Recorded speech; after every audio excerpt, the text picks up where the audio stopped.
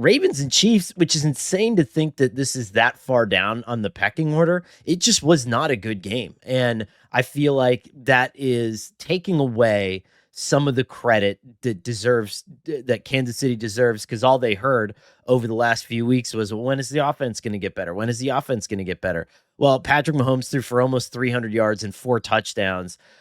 Xavier Worthy had 83 yards and is back and helped transform that offense. But the real victory here, I felt like, was how good that they were able to perform in the quick game. I thought that Patrick Mahomes now is like averaging 2.5 seconds a throw. That's Brady-esque, and he's getting himself back out of harm's way. I have to double check this here. 4 rushes, but 4 rushes for 5 yards, right? So the little kind of scrambles that aren't the ones that make Andy Reid hold his breath, you know?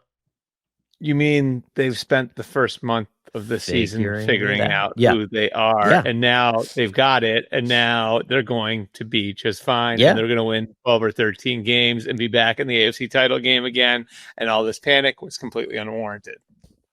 Hey, we're here, baby. Again, I will bring this stat up again. The Patriots went to 8 straight AFC championship games from 2011 to 2018. In 4 of those 8 years, they started 2-2. What are the Chiefs right now? 2-2. So, like, we've seen this movie before. They are the Patriots. They spend the early parts of the year figuring out who they are. The NFL is different than it was 20 years ago. As much of a big deal as we make of everything over the first month of the season, and we have to react to this stuff because we have nothing else to react to. The first month of the season for the top teams, for the perennial contenders, is less relevant than anyone makes it out to be, because they're figuring out who they are, because they're spending the first month churning through the roster, because they're managing injuries, because they're playing rookies.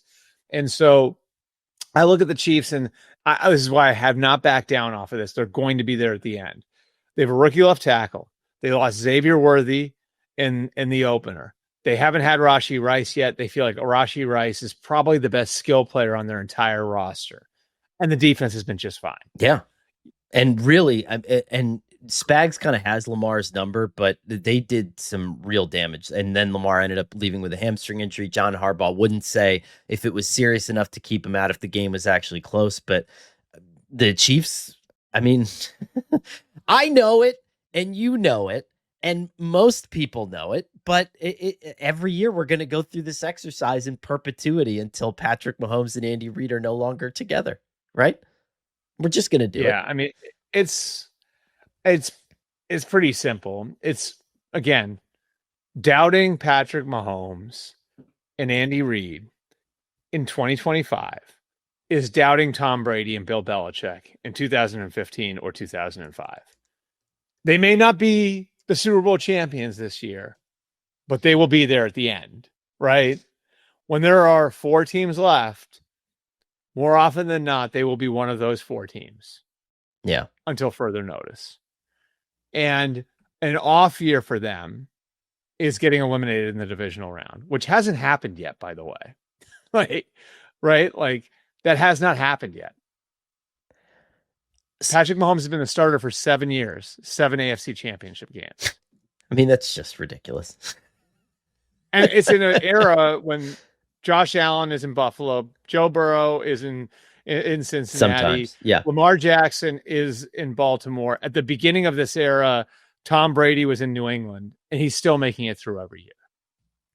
So if you go on the flip side of this, I am starting to worry if, depending on what's your favorite defensive stat, Albert? What's your go-to? What do you look up when you're looking up? Like what like go-to defensive stat, like a team stat? Yeah. To be like, okay, is this defense good or is it bad? I mean, we watch every game and we can see it, but there are numbers. The one I've heard that's like actually a great predictor for wins and losses is actually one that is decidedly not advanced. It's opponent's passer rating. Ooh, that's a good one. So I've heard, I'm not a huge stat guy, full disclosure, but I've heard that one, that's one I know teams actually will tell you, like, that can be a pretty reliable predictor is opponent's passer rating. Interesting. Okay. Of how good your defense is. So, because it takes a lot of things into account, right? Your passer rating is going to be, it's one of those things where if you think about it, it seems simple, but it's also like your passer rating is going to be worse if you're in more long yardage situations. If you're able to make big plays on the quarterback, it's going to put him in worse situations. If you're playing from behind, it's going to be harder for your quarterback to have good numbers. Like it takes a lot of things into account that you don't really think about. Yeah. Now, Baltimore is 26th in opponent passer rating. They are, if you're an EPA guy, and this is really funny, like a random aside, there are some coaches in the NFL who live and die by EPA. And there are some coaches who I've been around who, and I'm not saying this to make fun of them, who have literally asked me, hey, can you tell me what that means or stands for? Because I don't know. And it's just not a part of what they do. But expected points added. So in the defense, you flip it, right? Yeah. And negative is better per play. The Baltimore Ravens are 29th. Only the Titans, the Dolphins, and the Cowboys are worse than Baltimore's defense. And the injuries are piling up, right? I mean, there was more than that happened on Sunday. I mean, I'm pretty surprised by this. Even with all the injuries. This is way up there as far as stuff that I didn't expect. The Ravens looking this way defensively, where now, I mean, look at it, like they gave up 41 points to Buffalo, collapsed at the end. The Lions ran all over them, scored 38 points on them, and then they lose in a different way to the Chiefs and give up 37 points with the one solid performance there coming against the Browns. Their game with Houston this weekend is going to be really interesting. Look at this injury list, though, now. Lamar Jackson, Ronnie Stanley, Roquan Smith, Marlon Humphrey, Nate Wiggins, Matabuke, Broderick Washington, Patrick Ricard, Travis Jones, Kyle Van Noy. That's a lot. Yep. It's a lot. And I still think they're a really talented team.